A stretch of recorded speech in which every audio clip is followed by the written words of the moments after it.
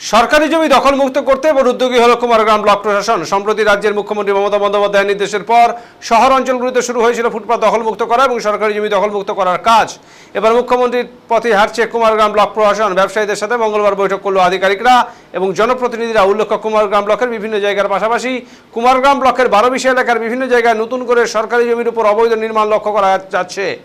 সরকারি এই পুনরুদ্ধার ফুটপাত দখলমুক্ত করতে ব্যবসায়ীদের সাথে বৈঠক করা হয়। আলিপুরদুয়ার জেলার কুমারগ্রাম ব্লকের 12 কুমারগ্রাম রোডে পিডব্লিউডির অধীনস্থ রাস্তার পাশে নালার উপর তৈরি হয়েছে বহুতল বাড়ি ও দোকানপাট।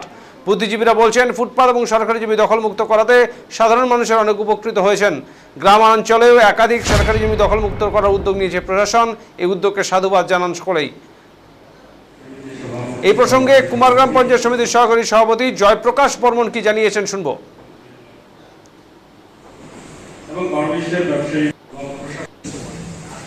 আজকে ব্লক প্রশাসনের পক্ষ থেকে একটা সভা ডাকা হয়েছিল। যেহেতু কুমারগ্রাম ব্লকের 12 ব্যবসায়ী সমিতি সহ ব্লকের বিভিন্ন আধিকারিক, পিডব্লিউডি, ইরিগেশন, বিএলআরও সাহেব থেকে শুরু করে পঞ্চায়েত সমিতির সভাপতি, পূর্ত থেকে শুরু করে আমাদের পুলিশ প্রশাসন, আইসি সাহেব, ওসি সাহেব থেকে শুরু সবাই উপস্থিত ছিলেন।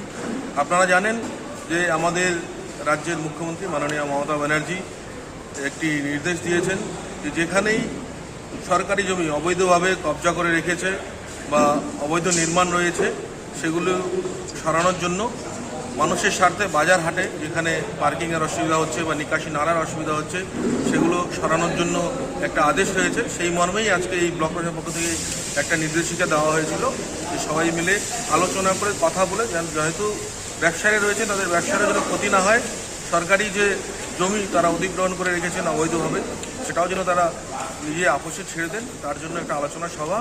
তো আলোচনা ফলপ্রসূ হয়েছে, ব্যবসায়ীদের মতামত নেওয়া হয়েছে, তাদের 1 মাসের সময় দেওয়া হয়েছে তারা যেন নিজের যে নির্মাণগুলি আছে যেটা নিকাশি নালার উপরে হোক বা পিডব্লিউড জমির উপরে হোক সেগুলো যেন তারা খালি করে দেয়। তারা রাজি হয়েছেন, কিন্তু একটু সমস্যা রয়েছে। যেহেতু প্রাকৃতিক দুর্যোগ চলছে, বৃষ্টি, বর্ষাকাল, অনেক জায়গায় জল জমে আছে, তাতে যদি কিছু অসুবিধা হয় আলোচনার মাধ্যমে সেটা মিটিয়ে নেওয়া হবে।